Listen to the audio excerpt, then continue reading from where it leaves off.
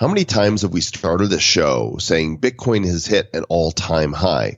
Well, guess what? You're going to have to suffer through it again. It's an exciting time to be alive. And in this show, we're going to discuss the new normal of the cryptocurrency world. We'll talk about how technology and society have changed during our lifetime, pointing to changes that at one time seemed strange and are now ubiquitous.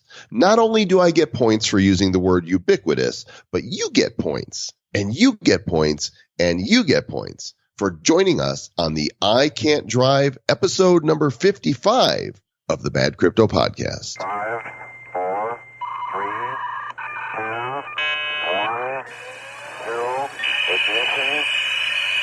Who's bad?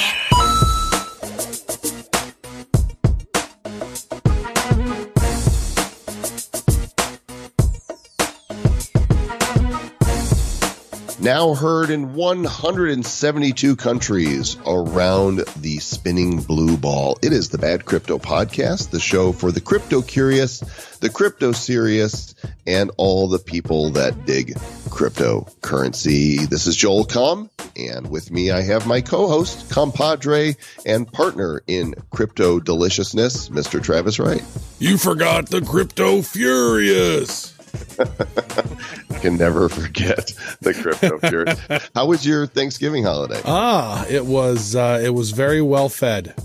It was good. Crypto delicious. It was crypto delicious. I had nice amounts of pie, some of the turkey, the stuffing, all the things. Hung out with my familia in Missouri. And how was yours? Where did you go on? I was in Chicago with my family, as I'm always want to do every Thanksgiving holiday, and bittersweet. Some changes. You know, my parents are getting older, and so some things to deal with there. And then seeing the rest of the family was wonderful. And loaded up on Tryptophan and also on CryptoFan. Mm-hmm. Did you talk to the familia about the cryptos? Really just my brother, the CPA, who I've referenced here, and, you know, talking to him about what's been going on. And he's like, I don't know, tulips. And I'm like, dude, no, it's technology. You don't. And he's listening. He's like, okay, just, you know, be careful. I'm like, all right, thanks, Dad. Yeah. Anyway, it was a great time. And you know what else is great? Turkey and pie was pretty great. Cranberry sauce. Also great. Bitcoin all-time highs are great. Bitcoin all-time highs are fantastic, and Ethereum going through the roof, and Litecoin and the altcoins being alive. But what's also great is the new Zilla app that's coming out soon. Zilla has been our show sponsor for this month, and by now I'm hoping everybody has gone and pre-registered for the Zilla beta app at zla.io/bad,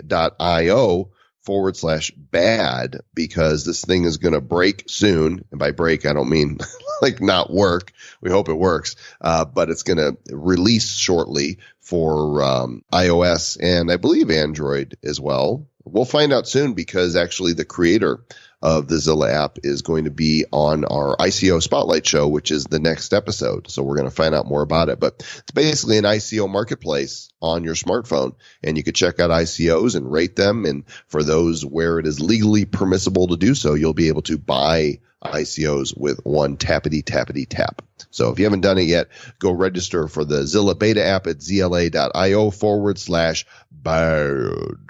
All right. And hey, Joel, what is this talk about an event? So you posted something on Facebook, and you and I haven't actually chatted about it yet. You said, hey, we should maybe have an event. And what's that all about? Well, I got a wild hair. This was on November 21st, and I've been watching our community just explode. And, I've never seen so much engagement in a community that is so new. People that have joined the Bad Crypto Mastermind, highly engaged, those on our Telegram group, those that are writing us and commenting, just in listening. I mean, our numbers just continue to break all-time highs. And I thought, wouldn't it be fun to bring this tribe together at a live event? where, we could meet face to face and talk crypto and maybe bring in some speakers that are way smarter than we are. We learn things and maybe bring some ICOs in to talk. And so I posted on the Bad Crypto Mastermind, and I said, I wonder how many citizens of Bad Cryptopia would be interested in attending a live crypto event put on by Bad Crypto sometime in 2018.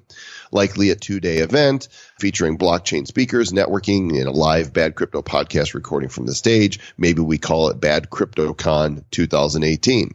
Tossing out thoughts because Travis and I love our community, blah, blah, blah. Would you attend? And I just threw a number out there because I know events can be anything from, $100 to thousands of dollars. And I said, would you want to attend, assuming there was a fee of under $1,000 to attend?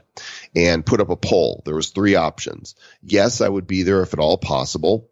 Nah, I'll just listen to the show from a distance, and maybe depends on what else is happening. Well, more than 50% of the respondents, I'd say about 60%, said yes, I would be there, and probably about 20% said no, and then there's the maybes. But the comments on here, just tons of engagement. Like, people are into this idea of doing an event, and I kind of feel like it's got to happen. One of the things that I thought about it is that, with Bitcoin going so high, I mean, for one, you'd say, well, maybe it's 0.1 of a Bitcoin, but then you're like, no, because who knows, by the time we have this, next year sometime, Bitcoin could be closing in on $20,000 at that point. So that could be kind of high. Another thing is like, oh, well, do you have bad coin? Well, then maybe you could use some bad coin for, X percentage off of the discount of the price, right? So maybe 100,000 bad coin equals something, get you, some money off the ticket or whatever. I think it would be very fun. I mean, we have a phenomenal community that's growing, and how cool would it be to hang out with some of these awesome people who we've come to know through our various communities? And so those of you that aren't in the Bad Crypto Mastermind, we'd love your feedback. We've got a short link for you to go check it out, and it's badco.in/event. Now, if you click that and there's nothing there, it's because you're not in the Bad Crypto Mastermind. So you have to click to join the mastermind group, and then once we're in, you'll be able to use that short link to find the post. Mm-hmm. But please chime in and vote to let us know, yes, you'd be interested. I think it would probably happen in my hometown in Denver, in the center of the United States, which I know is challenging for people that are in different countries. And there's a possibility of doing like a virtual ticket. But I'm thinking this first one would probably be limited, because, we got to get our feet wet and see how it goes. And we both are very busy, and having that going on is going to add a lot of activity. But give us your feedback and let us know. Write comments. Tell us what you think, because if we do this, we're going to do it right. Yeah, Mr. Travis, right. And it's always interesting how Mr. Joel Comm is like, hey, here's a new project that we can do. It's going to take lots of our time, and it'll be fun though. But oh my God, that's a whole lot of work we're going to be having to do, Mr. Joel Comm. So, but we're having so much fun. Can you imagine how fun that would be to meet, the listeners, and for you guys to meet each other, and for just to have a great time talking crypto? I think it would just be amazeballs. Yeah. And I think that, especially if we are able to, live stream some of it, or maybe not live stream it, but record it for future content, that would be pretty sweet as well. Because if we're going to have an event, we're obviously going to have some amazing people to come and speak at the event that are going to be talking about some epic things. And so we're going to want to have that content available. So if you're interested in that, go to badco.in/event. If you're not part of the group, go ahead and click the group. There are 3 quick questions for you to answer. If you do not answer them, you do not get in. Just so you know, make sure to answer those questions, and we will let you in the group. Perfect. Let's go to the mailbox. Bad Crypto voicemail. You have one new message. Yo, Bad Crypto. This is Chris in South Carolina. Was calling, wanted to get your guys' thoughts on putting together some sort of groups or some sort of meetups outside of social media to get people together. I know there's a couple Bitcoin conferences. One of the things I've been doing a lot of research on is helping to help grow these ideas or make things get bigger ideas, is to try to really start transferring that on people that are maybe non-believers. So is there a way we can help, regardless of investing into the cryptos, Ether and Bitcoin and all that, getting more people's attention on it by holding some sort of event. So you guys big enough to do that yet? Let's get a couple thousand people together. Let me know your thoughts. Stay bad. Well, funny you should mention that, Chris. In fact, now I remember it was this voicemail that inspired me, Chris, to finally go ahead and make this post. Doing an event is something Travis and I have talked about for months, one day maybe doing, but hearing your voicemail was the one that made me think, you know what, let's put this out there. So Chris, please write us with your BitShares username, because we're going to send you some extra bad coin, my friend. And if he actually helped inspire the event, then maybe he gets a nice fat discount to come to the event. Maybe not. That could, you never know. Or maybe a special trophy in the shape of a bad coin. Maybe he should pay double, because it's gonna be it's gonna be a lot of work. Bonus. Bad crypto inbox. You got mail. All right. So next up, we had Kyle. He wrote in via email. I am Kyle from San Antonio, and he has been a long-time listener, and he really enjoys the show. We have caused him to succumb to the crypto fever. I got the fever. Oh, no. I got crypto fever. I hope there's a cure for that. Take 2 aspirin, maybe. I'm not sure. Take 2 Litecoin. Yeah, take 2 Litecoin and call me in the morning. So he has a question for us. What is one coin that you regret not buying, as in you had the opportunity to buy it at a great price and you didn't for some reason, and then it went to the moon shortly thereafter? His biggest regret non-purchase was Power Ledger. Had the opportunity to buy some at 7 cents and didn't. And he was wondering if we also suffer from crypto non-buying regret as Mr. Kyle does. And then he says, stay bad. I have no regrets. I mean, I really don't. We started into crypto later than some, but earlier than most. I mean, the truth of the matter is I started buying Bitcoin in the early 2000s. And I don't mean 2001, 2002. I mean, when it was still, the price was in the 2000s range. And, now we're sitting at 9,500 almost. And so, you can't look in the rear view mirror, and I wish I would have. I think that can be agonizing. I like to look forward and look at the wins that I have now. I'm happy that I got in on Power Ledger and Horizon State and got some NEO when it was still Ant shares at $2. And I'm celebrating the victories. And there's too many victories still to come. So why focus on the negatives? Well, Mr. Joel Comm, I do concur with most of what you said. I do have some regrets of it's like when you have some of those coins and if you have them, some Power Ledger, but then I got out of some at like 11 cents and then some at 23 cents. And I was like, all right, boom, I made a nice profit. And then it went up to 94 cents. And so those were some moments where I was like, no, if I had only held it but I too like to celebrate the victories, because really it's fun. It's like some of these other altcoins, it's like if they have a nice little pop, then a lot of times I'll get out of some of those and then work to create to complete another Bitcoin. So I look at it like, yay, I am working on completing the next Bitcoin. Once that one gets completed, that one's done. I don't want to break that up, until it hits big numbers. So I'm just kind of, that's not, You're going to be like, never going to break that up. Never going to break it up. Nope. Keeping that Bitcoin together. I have this vision of you like at a table, like doing a jigsaw puzzle, only you're putting Satoshis together, to complete I've got another one complete. Yes. See, I think that the mindset right now would be to look at what's out there and what you feel is going to be the next big thing and say, all right, where do I invest to ride that train up the next level, so that I don't regret not picking up on something. I just regret that we didn't start this show a year earlier, Mr. Joel Comm, when Ripple was like 9/10 of a penny and Ethereum was like $8.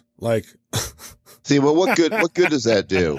What good does that do? I want the time machine. If somebody invents a time machine from Bad Cryptopia, let us know. We're going to go back in time and buy some cheap cryptos. Feels bad. Feels bad, man. Feels bad. But it's good. Thanks for the great question. And we have another voicemail coming in. Do I hear it? Do I have it coming in? Oh, there it is. Hey guys, E-Rod from Ohio. I just listened to your latest episode about spreading awareness of crypto and wanted to share what I've done, which is Vistaprint business cards are certainly very inexpensive to get printed. And I put on one side about Bitcoin, on the other side about Ethereum, as well as a QR code to the current price listing either on CoinMarketCap or wherever, and just like a one paragraph blurb about the coin and maybe some price history information. And I give that to people, randomly if we somehow get talking about it. However, I sometimes, stick it in a gas pump card reader. Somebody's going to see it that way. Or I talk to my friends about it, and I give it to them to, remind them to look into it, try to spread awareness that way. So that's all. Stay bad. Show's great. I've been here since episode 2. See ya. Rob, do what you got to do, bro. Some people are blogging about crypto. Others are using social media. Some crazy people are doing podcasts. Those guys, don't listen to those guys. Don't listen to those guys. They're bad. And, if you want to print out some cards with information about a coin and a QR code, a wallet, whatever, and hand them out to people, then go for it. I mean, there's really no limits to the different ways that we can talk to friends, family, and strangers about cryptocurrency. And I say, be creative and go for it. Mm-hmm. One of the things that I've been enjoying doing with my friends that I've known for a long time is actually giving them a little bit of Litecoin. Right? It's like I connect them. I say, just get on Coinbase real quick. They'll get on Coinbase and be like, all right, here you are. And then boom, send them a little bit of Litecoin.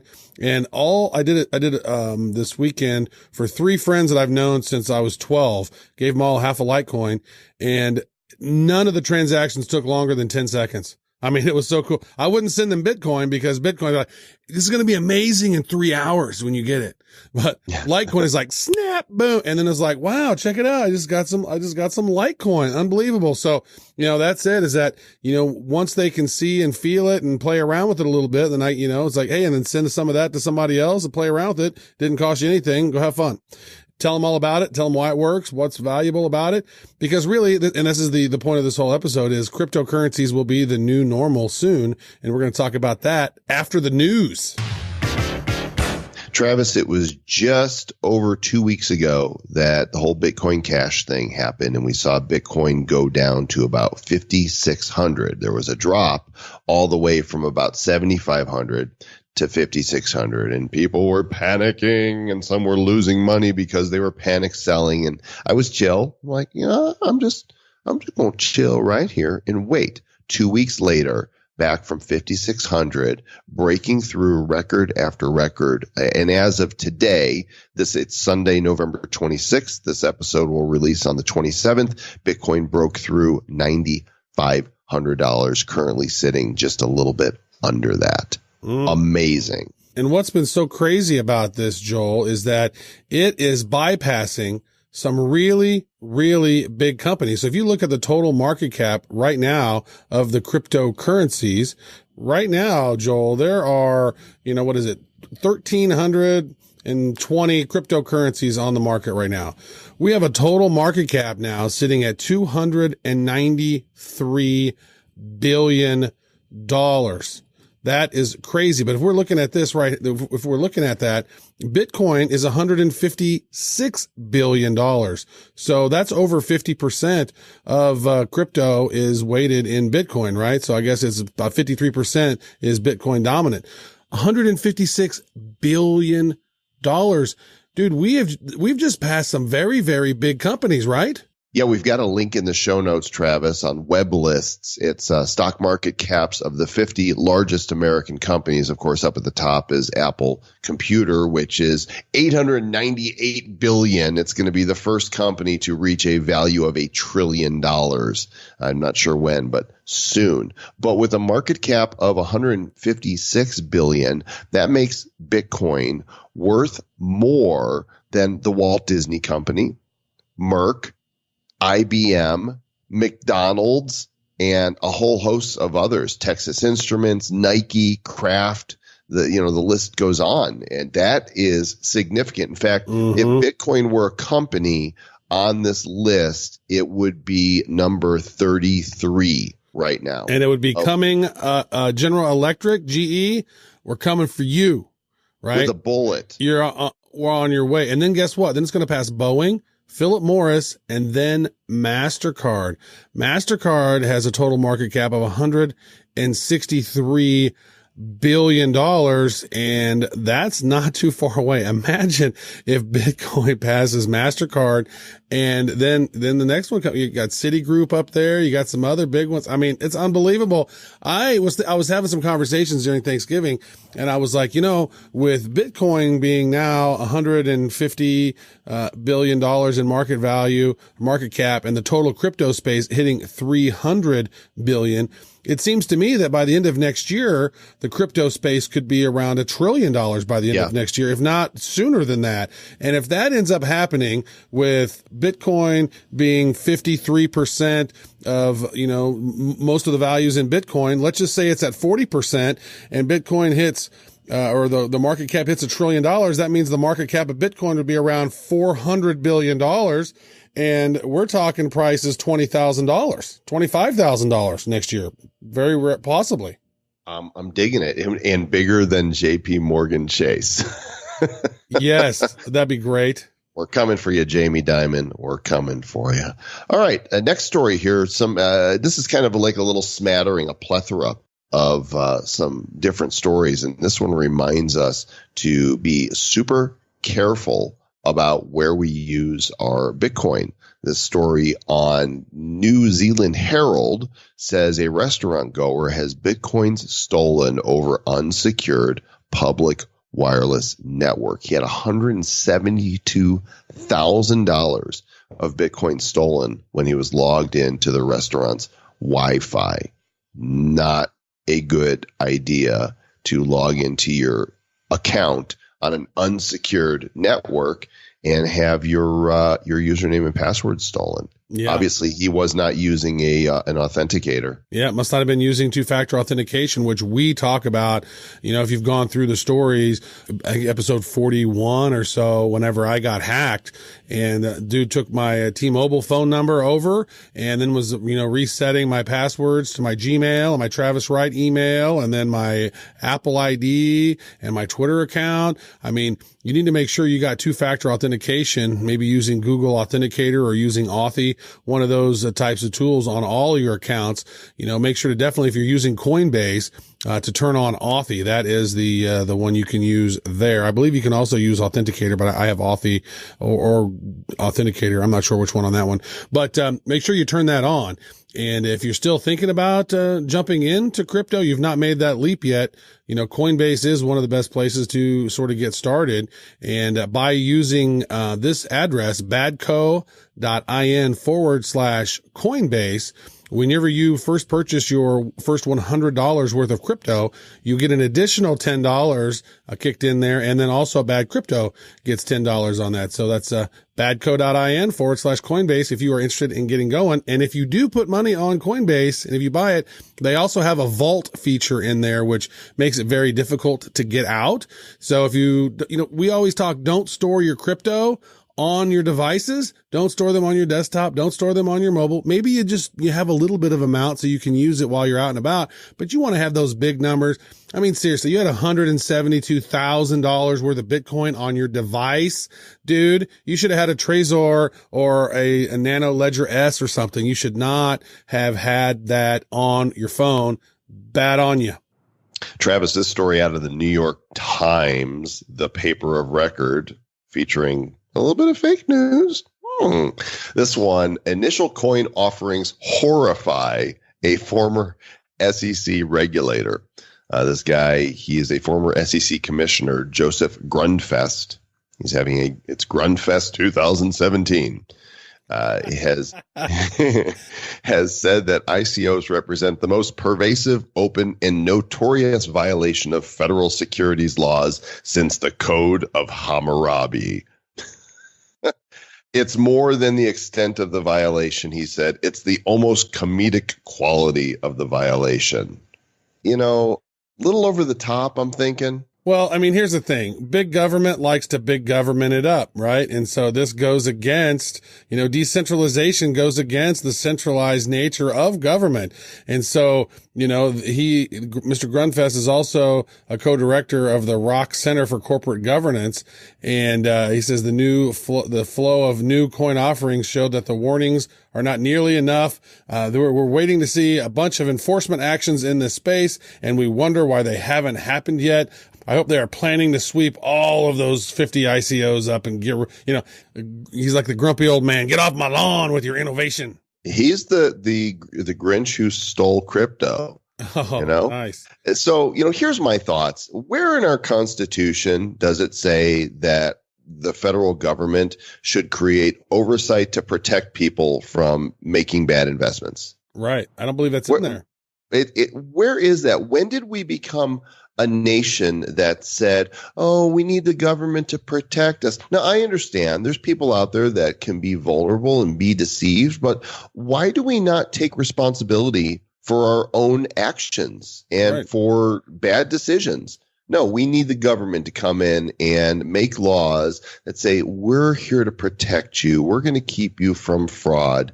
If you can't spot snake oil, then you probably got no business investing. Well, there's a problem in the school system, I've always thought, where they teach you how to recite facts, and these facts are going to be on the test and quote unquote facts, right? Some of them are not, but whatever. And then, so you get really good at learning to recite things back, but not very good at being a critical thinker. And I think remaining curious and learning how things work on your own is something that's very important. And that's why I do commend everyone who listens to our show, is because they're actively participating in their education of cryptocurrency, right? We are as well. We put on this show because we're learning, and then we're teaching what we're learning and what we're researching. And a lot of people don't do that. They spend their time, unfortunately, they go to a job they hate. They come home and watch a bunch of bullshit TV that doesn't put any value into their minds. Then they go to sleep and wake up and do it all again. They have their own version of Groundhog Day. And that's the school system that's kind of set that up.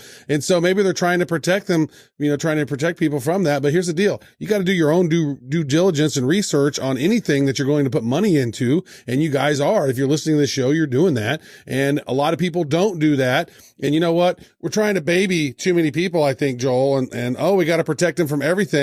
Well, you know what? Sometimes we want to be protected from the government. What about that? Exactly that. Well, now, to be fair, because I think we should look at both sides, there are problems in the ICO space. There's no question about that. There's always going to be scoundrels and criminals. And last week, there was a crypto company that stole a bunch of money from people. It was called Confido. They should have known because con in it, but Confido actually means I trust in Italian. And this is a cryptocurrency company that basically disappeared, poof, gone, taking $374,000 of investors' money in their ICO. They took the money and ran, like Steve Miller wrote about in his song. There are a lot of scams out there, right? We had that great interview with James Altucher, and he thinks 95% of those ICOs are scams. And if you look at the market cap value of crypto, you can see like the top 10, top 12 or so, they're worth more than $1 billion each. So some of those, I tend to put more of my holdings in some of those top, ranked companies more so than guessing on some of the smaller ones. But you know what? There's some that are popping up. I mean, we saw Power Ledger that went from 7 cents during their ICO and then went up as high as 94 cents. We've seen some other ones happen that with the decision tokens doing that. So there's some really great innovation happening. You just have to have discernment and pick the right ones. Well, two things. First of all, I tossed you a song and you just let it go. I referenced Steve Miller's Take the Money and Run. Okay, you're right. You did. And I did not sing it. You did not. Oh, take the money and run. Right? You just left that hanging there. Sorry about that. I guarantee that some of our listeners were going, Travis, come on, you missed your cue. Dummy. What? Where's the lyric, bro? Now, the rest of this is Confido. These guys here, the story that is listed on thedailybeast.com goes on to say that it appears to have been a completely bogus operation run by fictional characters who fabricated their resumes. So these people appear to have actually really made it all up.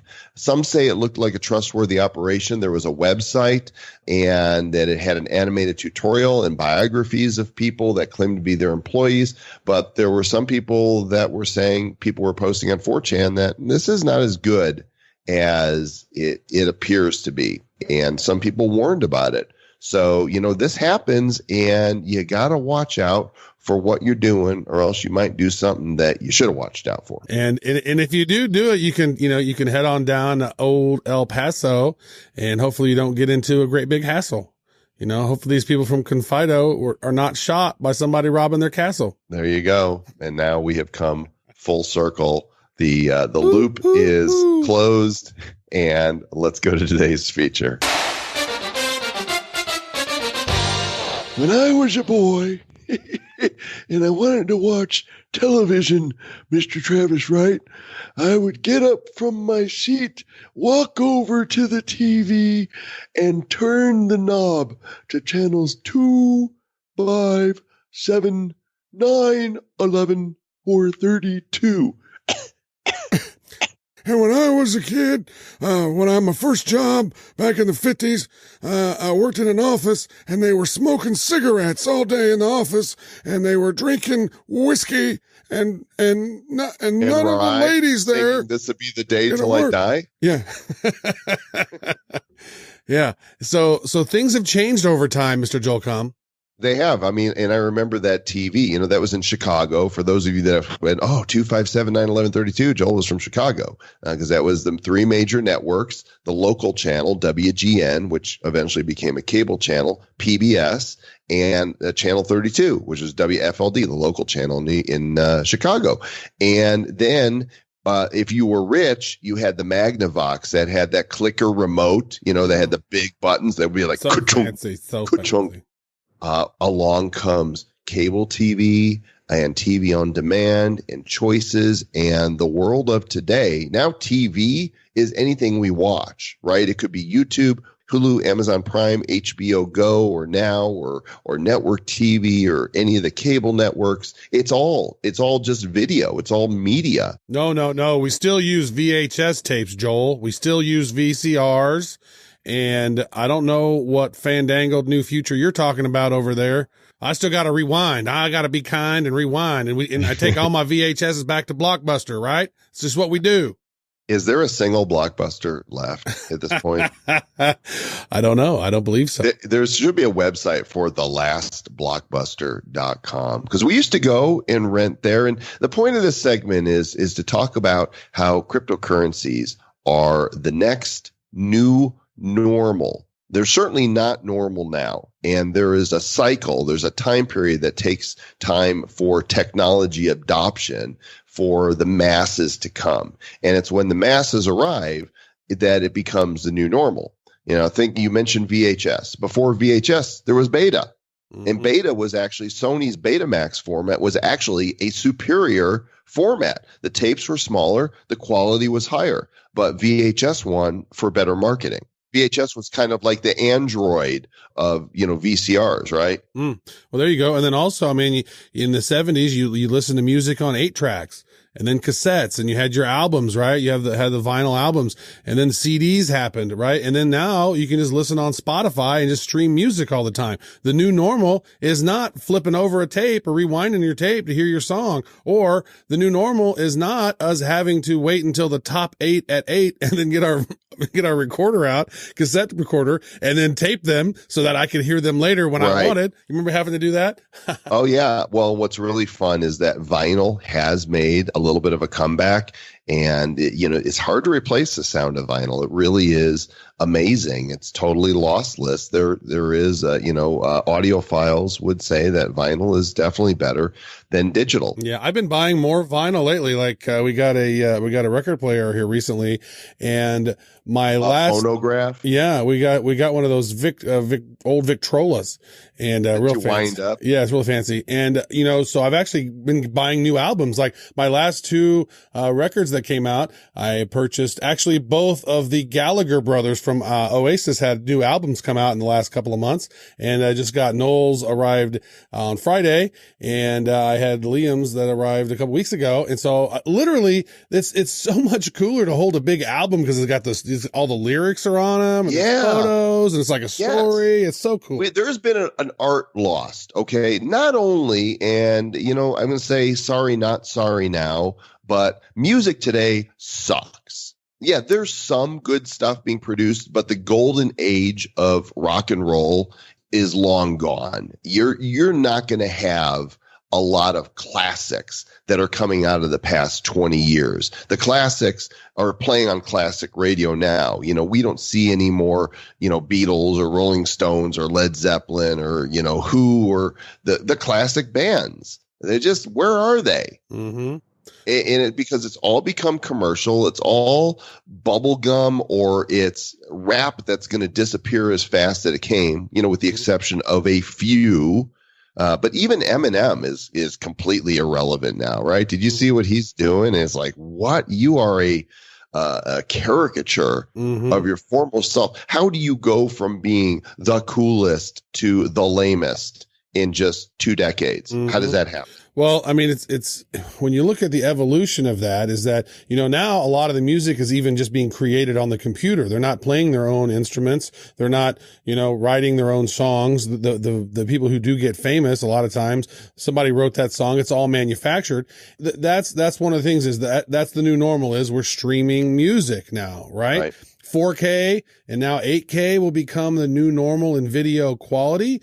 We have virtual reality and AR glasses that are coming around, right? And here's the thing. We all have these smartphones in our hands now, right? And we get invisible information sent to us wirelessly to our smartphone device, where we can access any piece of information in the world on this thing. And who would have thought that would be the new normal for us now 10, 20 years ago? I mean, right. Well, remember, Nokia was the leader in mobile back in 2007, and Steve Jobs announced the first iPhone. It came out, and of course we were the pioneers. We were there in the beginning. I had an iPhone in the first 2 weeks and had an app into the App Store in the first month. Now there's a million of them, and there's how many countless, hundreds of millions of smartphones that are out there, and everybody carries one. And it's what you do now. It's just what you do. Well, we're not there with crypto yet, but in the not too distant future, transacting using cryptocurrency and tokens will just be what we do. Right. I mean, we've talked about this before. 5G is coming. We're going to have 30 gigabit connections to our phones. That's 30 times faster than I have a gigabit connection here with Google Fiber here in Kansas City. That's 30 gigabit connection is coming to your phone. Who wants to drive to a bank? Right? How many gigawatts of power will that take? 1.21. I'm pretty sure, Marty. Well done. Pretty sure. So, that's one of the things, like my kids, I'm paying them crypto allowance, right? They work and they do things around the house. I will pay them Litecoin. My daughter, she likes to receive Litecoin. My son wants Litecoin. He likes, some Bitcoin as well. And my son helped send out all those lumens when we did that. So he's got some lumens as well.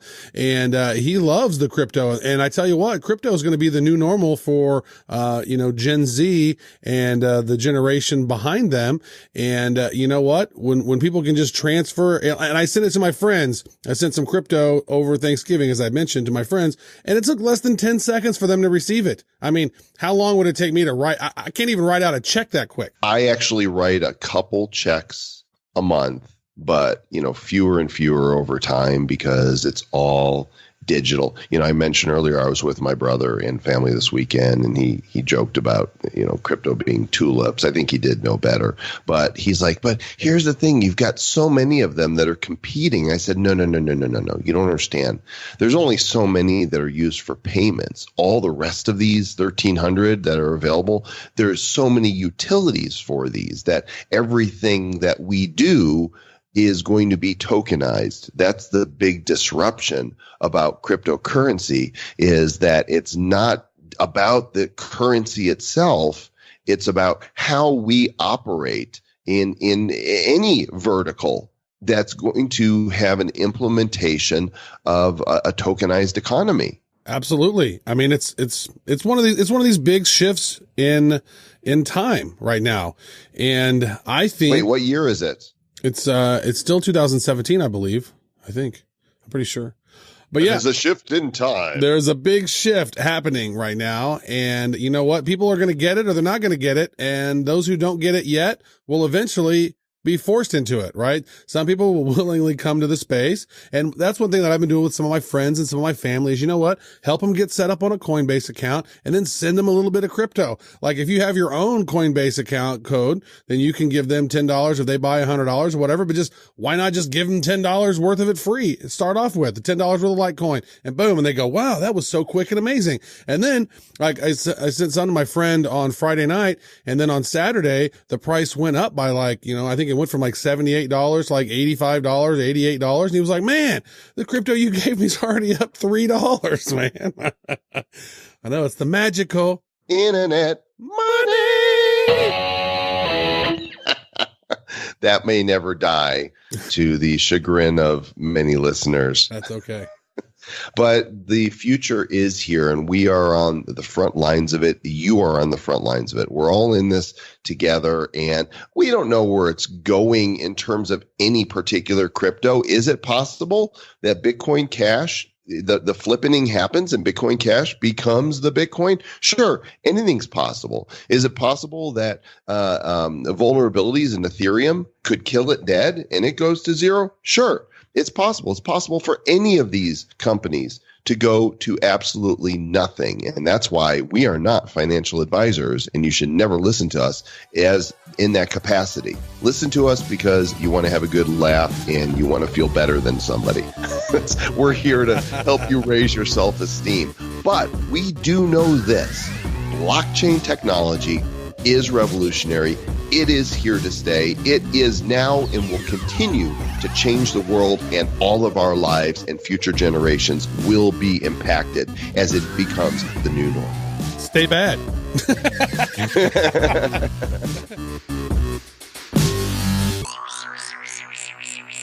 Who's bad? The Bad Crypto Podcast is a production of Bad Crypto LLC. The content of the show, the videos, and the website is provided for educational, informational, and entertainment purposes only. It's not intended to be and does not constitute financial, investment, or trading advice of any kind. You shouldn't make any decisions as to finances, investing, trading, or anything else based on this information without undertaking independent due diligence and consultation with a professional financial advisor. Please understand that the trading of Bitcoins and alternative cryptocurrencies have potential risks involved. Anyone wishing to invest in any of the currencies or tokens mentioned on this podcast should first seek their own independent professional financial advisor.